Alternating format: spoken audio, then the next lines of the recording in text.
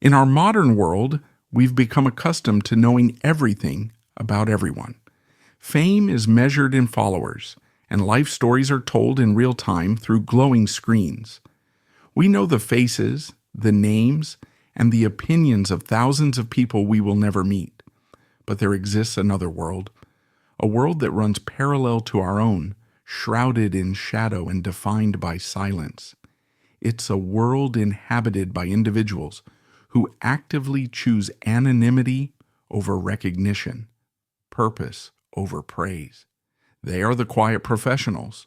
We see them in movies, read about them in books, and hear their unit designations spoken in hushed, reverent tones after a daring raid makes the news. They are the SEALs, the Green Berets, the Delta Force operators, modern-day Spartans who stand on the ramparts of our world. We think we know them, but we don't. We know the myth, not the man. We don't know the long, lonely nights of training, the quiet goodbyes to their families, or the weight of the memories they carry in silence. This is the story of one of those men. His name was Jacques Fontan. He was a chief petty officer in the United States Navy, a veteran warrior, and a member of the most elite special operations unit in the world.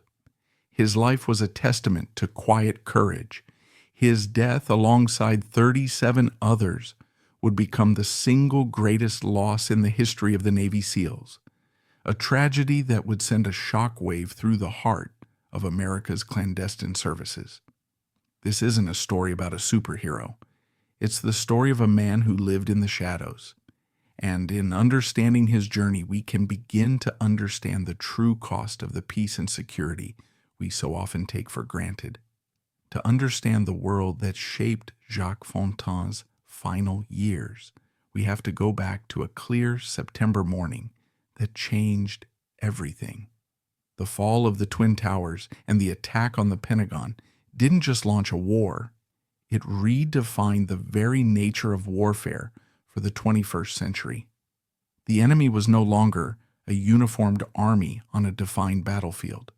They were a shadowy network, a global insurgency that thrived in failed states and remote, inhospitable terrain. This new era gave rise to an unprecedented reliance on special operations forces. The war in Afghanistan, which began in late 2001, quickly evolved from a conventional campaign into a relentless grind of counterterrorism and counterinsurgency.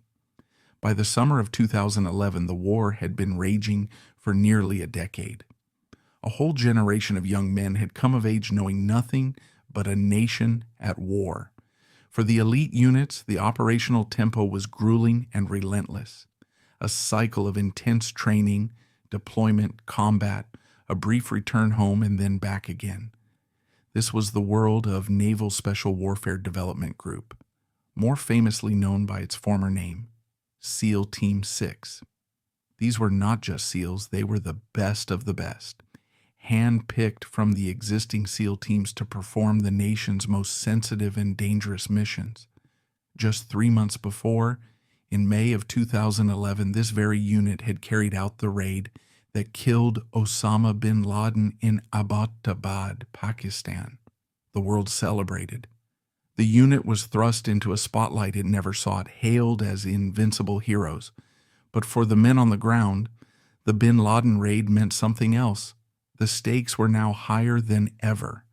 The Taliban, Al-Qaeda, and their allies were desperate for revenge, eager to prove that America's most elite warriors could bleed.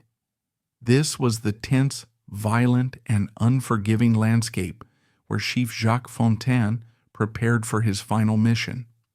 Every warrior's story begins not on the battlefield, but in the quiet streets of a hometown. For Jacques Fontan, that home was New Orleans, Louisiana. Born into a place with a soul and a rhythm all its own, he grew up far from the dusty mountains of Afghanistan. Before he was a SEAL, he was a son, a friend, a young man with a passion. For Jacques, that passion was swimming. He was a gifted and dedicated swimmer in his youth, spending countless hours in the pool, pushing his body to its limits. It was an early sign of the discipline and comfort in the water that would one day define his professional life. But a quiet patriotism and a call to service led him away from the familiar waters of Louisiana. In 1993, he enlisted in the United States Navy. The Navy is a world of its own, but for a select few, it is merely a doorway to something infinitely more demanding. Fontaine had his sights set on becoming a Navy SEAL. To do so, he would have to survive the most grueling military selection course in the world, Basic Underwater Demolition SEAL Training, or BUDS. It is a 6-month crucible designed not just to test physical strength, but to systematically dismantle a man's ego, find his breaking point, and see if he can get back up. For 24 weeks, candidates are subjected to unimaginable physical hardship. They run for miles in wet boots and sand, carry heavy logs and rubber boats for hours on end, and spend so much time in the cold Pacific Ocean that their bodies tremble uncontrollably. They are deprived of sleep, constantly harassed by instructors, and pushed beyond every conceivable limit. Most men who begin BUDS do not finish. The infamous Hell Week, 5.5 days of continuous training on less than 4 hours of total sleep, breaks the vast majority of them. We don't have Jacques Fontaine's personal account of BUDS. Men like him don't often speak of it, but we know he survived it. He heard the ringing of the brass bell countless times, the sound of other men quitting, and he chose to stay. He endured the cold, the pain, and the exhaustion, and came out the other side a member of one of the most exclusive fraternities on earth. He had earned his Trident, the iconic insignia of the Navy SEALs. His career over the next decade and a half is, by necessity, shrouded in secrecy. As a SEAL, he would have deployed to the world's most dangerous hotspots. After September 11th, that meant the deserts of Iraq and the mountains of Afghanistan. He rose through the ranks, earning the respect of his peers and the rank of Chief Petty Officer, a leadership position that carries immense responsibility within the teams. He wasn't a rookie. He was a seasoned veteran, a man who had seen combat and proven himself time and again. His skill and dedication were such that he was selected for the Naval Special Warfare Development Group, DEVGRU. To be chosen for DEVGRU is to be recognized as being in the top 1% of an already elite force. The training is more advanced, the missions are more critical, and the secrecy is absolute. This is the unit that is called upon when the stakes are highest. For years, Jacques Fontan operated at this level, living a life of quiet, dedicated service, far from the public eye. He was exactly where he wanted to be, at the tip of the spear. On the night of August 5th, 2011, a mission was launched in the Tangi Valley of Wardak Province, Afghanistan. It's a dangerous, contested area, a known sanctuary for Taliban fighters. A team of Army Rangers was conducting a night raid to capture or kill a senior Taliban leader named Qari Tahir. The Rangers came under heavy fire from multiple locations. They were pinned down, and the enemy was closing in. A call went out for help. A quick reaction force, or QRF, was scrambled. This was the force meant to rush in, turn the tide of a battle, and rescue troops in trouble. Given the high-value target and the intensity of the fight, the best were sent. The QRF was composed of Navy SEALs from DEVGRU's Gold Squadron, the same squadron that had carried out the Bin Laden raid just months earlier. Chief Jacques Fontan was one of them. They boarded a U.S. Army Chinook helicopter, a large tandem-rotor workhorse. Its call sign for the mission was Extortion 17. On board were 38 people, 17 Navy SEALs, 5 Naval Special Warfare Support personnel, 3 Air Force Special Operations personnel, 5 Army Air Crew members, a military dog handler and his dog, and 7 Afghan commandos with their interpreter. It was a veritable arc of America's special operations capability. They flew low and fast through the darkness, heading for a hot landing zone. Below them, the Rangers were still in a fierce firefight. The plan was for Extortion 17 to land, have the SEALs disembark, and link up with the Rangers to destroy the enemy fighters. It was a mission they had all trained for, a scenario they had rehearsed countless times. But this time, something was different. The Taliban were waiting. As the heavy Chinook helicopter approached its landing zone, slowing its forward speed and preparing to touch down, a Taliban fighter hidden on a rooftop shouldered a rocket-propelled grenade launcher. He waited for the perfect moment. When the aircraft was at its most vulnerable, he fired.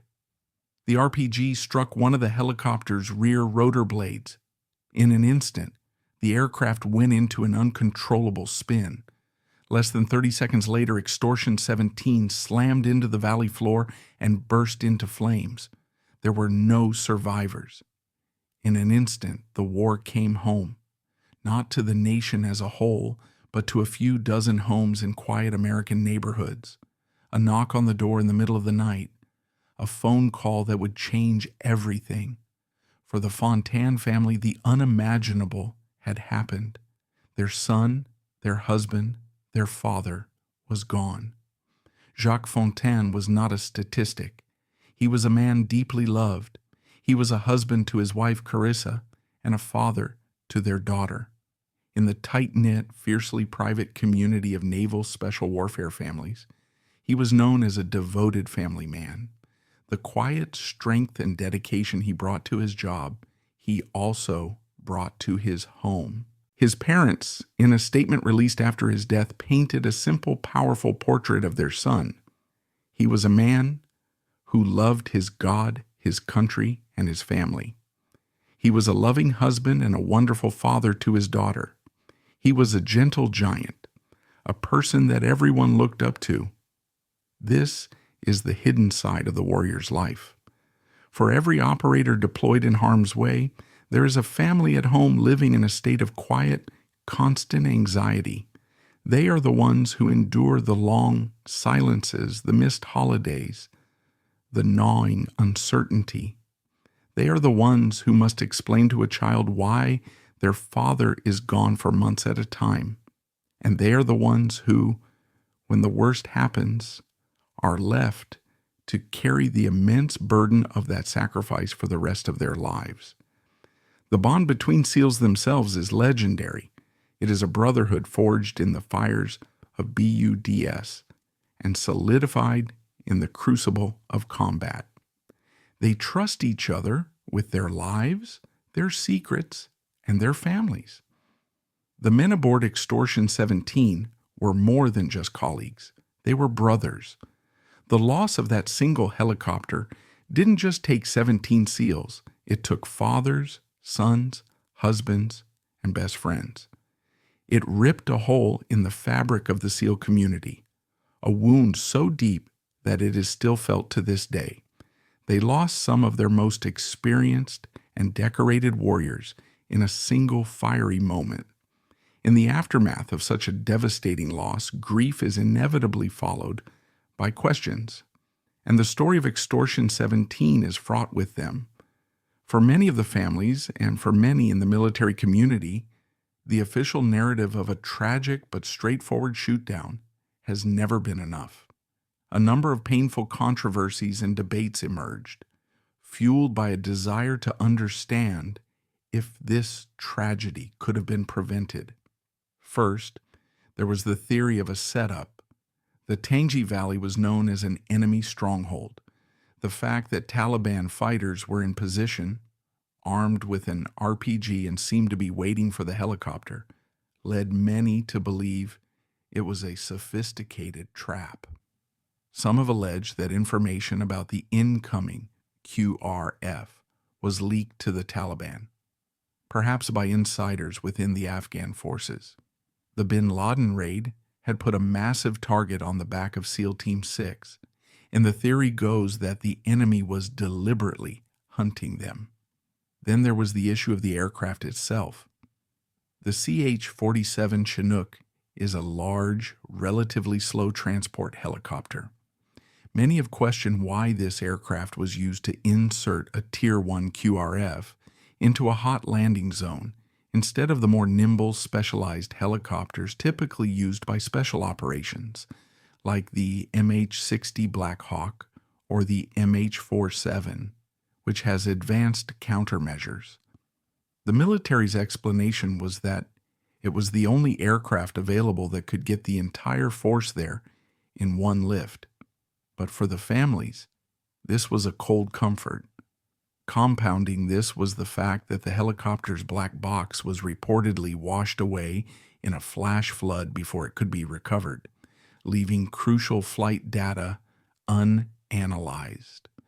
Perhaps the most persistent controversy surrounds the rules of engagement.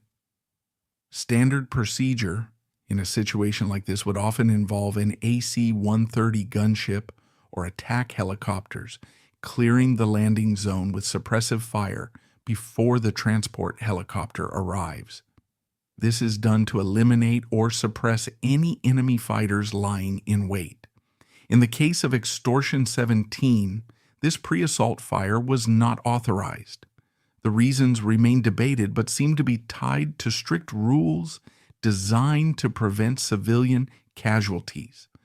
The painful question that remains is whether a different call on the rules of engagement that night could have saved the lives of everyone on board. The military has conducted its investigations and stands by its official reports. But for the families and brothers in arms of the fallen, these questions linger, adding a layer of unresolved anger to their profound grief.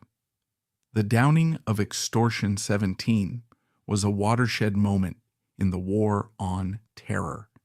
It was the single deadliest day for U.S. forces in the entire war in Afghanistan. For the Naval Special Warfare community, the loss was catastrophic. In one night, they lost 17 active duty SEALs, including 15 from the elite DEVGRU. These were not easily replaceable men. They were seasoned leaders, operators with a decade or more of combat experience, representing an irreplaceable wealth of knowledge and skill. The tragedy served as a brutal and sobering reality check. After the triumph of the bin Laden raid, a myth of invincibility had begun to surround SEAL Team 6. Extortion 17 shattered that myth. It reminded the American public and the military itself that even the most elite warriors are mortal. It was a stark testament to the fact that in war, the enemy gets a vote, and no mission is ever routine. The historical significance of Jacques Fontan's story is tied to the legacy of all who were lost that night. They represent the quiet, unseen generation of warriors who fought the long, grinding wars of the post-9/11 era. They did not fight for fame or headlines. In fact, they actively shunned it. They fought for the man next to them, for the families waiting at home, and for a deep-seated belief in the country they served. Jacques Fontain's name may not be as well known as some, but his sacrifice is no less profound. He and the men he served with embody the highest ideals of service, courage, dedication, and humility. Their story is not just a part of military history, it is a vital part of American history. So who was Chief Petty Officer Jacques Fontan?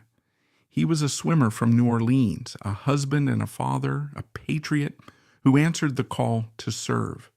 He was a man who voluntarily walked through the gates of hell in Bud S and emerged as a Navy SEAL.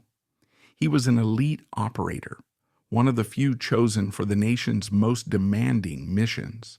He was a quiet professional who lived a life of consequence, far from the public gaze. We may never know the full details of his many deployments or the quiet moments of bravery that defined his career. That is by design. The world he lived in demanded secrecy, but we know what matters most. We know he was a man of immense courage and skill who dedicated his life to protecting others. We know that on a dark night in a remote valley far from home, he flew into the heart of a battle to save his fellow soldiers without hesitation. His legacy, and the legacy of all who fell on Extortion 17, is not written in headlines or history books. It is written in the quiet pride of a Gold Star family, in the solemn remembrance of his brothers in arms, and in the continued freedom that his sacrifice helped to secure. He represents the silent warrior, the unseen guardian, and in remembering him, we honor the profound truth that the heart of a nation's strength is not found in its monuments, but in the character of quiet heroes like Jacques Fontan. And that's all for today's video. If you like this video, hit that thumbs up. Let us know your thoughts in the comments section and subscribe so you won't miss out on future uploads. See you next time.